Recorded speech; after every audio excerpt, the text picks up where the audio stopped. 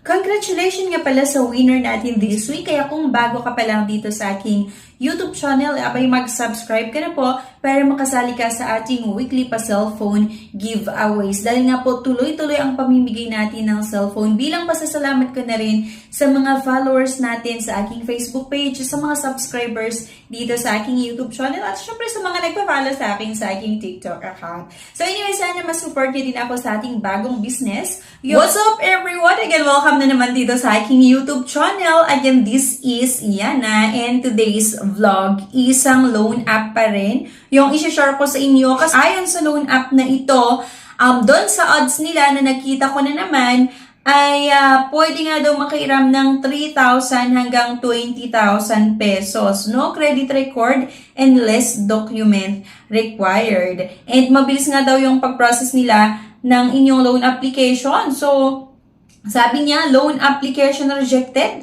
don't lose hope, loan from 3,000 to 20,000. Ayan. So, parang mahihikayat ka talaga na subukan kapag nakakita ka ng ganitong mga odds, di ba?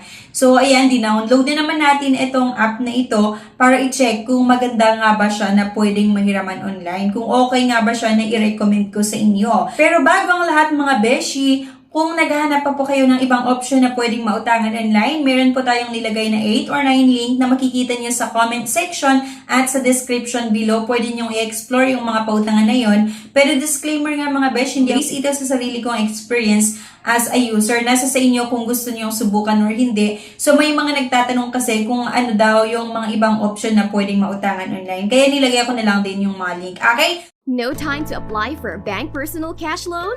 Yana's here to help you. I assist pre-qualified clients with basic monthly income at least 25,000 per month.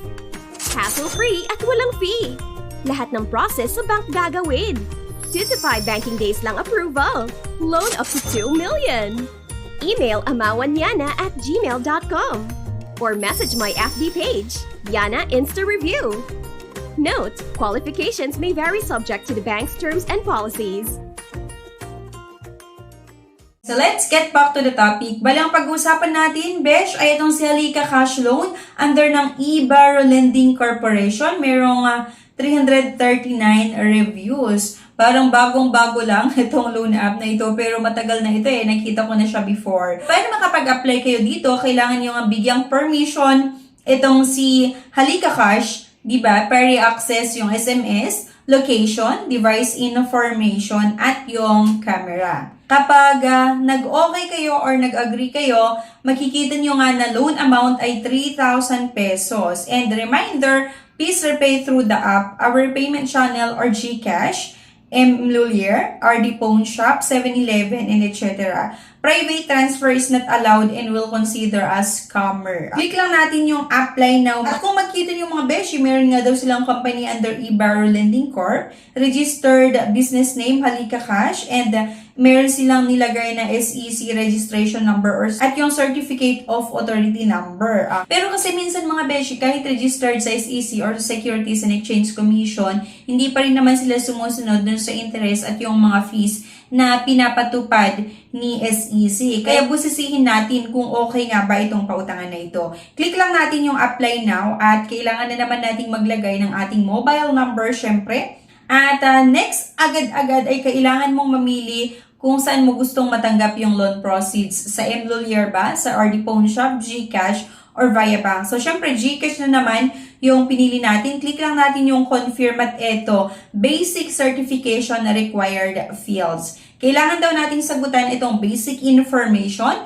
yung related info, contact info, at yung identification. Click confirm, tapos isubmit natin kung okay or nasagutan mo lahat. Pero dahil hindi ko nasagutan, eto, kailangan nyo daw sagutan yung basic info nga, yung complete name, ayan, yung gender, date of birth, yung marital status, at next dito ay yung personal references. Ay kailangan yung sagutan ang mga ito. At sumunod naman sa personal references ay yung kailangan nating mag-upload ng isang valid ID, front of ID card at yung handheld ID photo. So ito mga besh yung tinatanggap ni Halika Cash na ID, okay, na pwede sa kanila. Itong Unified Multi-Purpose ID or UMID ID, Social Security System or SSS ID, yung driver's license, yung TIN, PRC, Voters ID, Postal ID. Once na nagkapag-upload na kayo mga besh ng ID or front of ID card and yung handheld ID photo,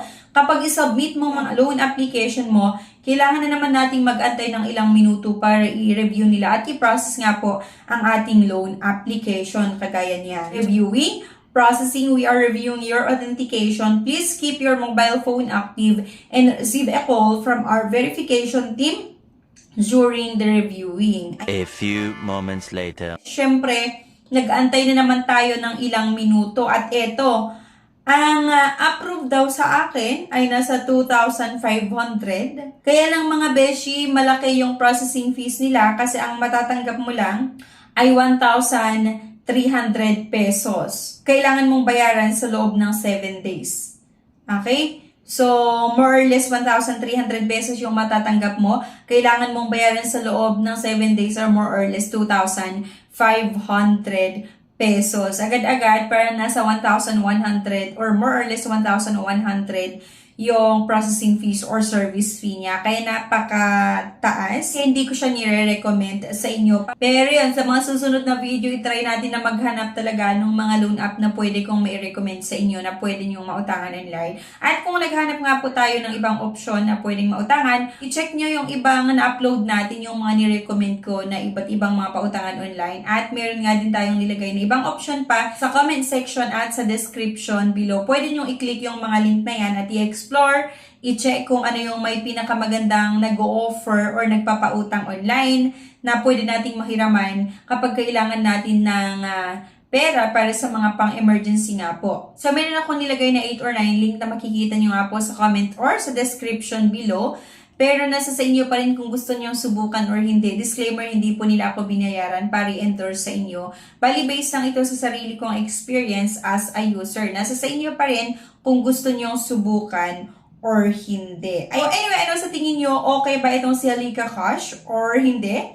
Sana i-comment nyo kung meron kayong experience na hindi maganda or maganda sa pautangan na ito. Maaring meron kayong na-experience sa mga customer service nila or sa mga agent nila. Sana i-comment nyo para nga po mabigyan natin ng babala yung mga bago pa lang or yung mga iba na naghahanap ng mautangan online. Para diba alam nila kung ano yung possible na may experience nila bago nila subukan na umutang dito sa Halika Cash Loan. Okay? So anyway, thank you for watching. Please don't forget to click the subscribe button. Sana i-like nyo yung video na ito at i-share nyo na rin. Thank you guys and bye-bye. If declined sa bank and other loan apps, pwede niyong subukan yung ibang options. See the links sa description at sa comment section below. Click the link and apply. Disclaimer, try or apply at your own risk. No time to apply for a bank personal cash loan? Yana's here to help you.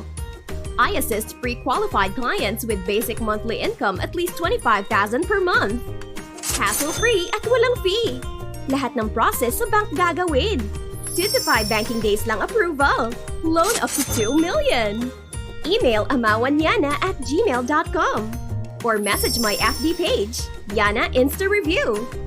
Note, qualifications may vary subject to the bank's terms and policies.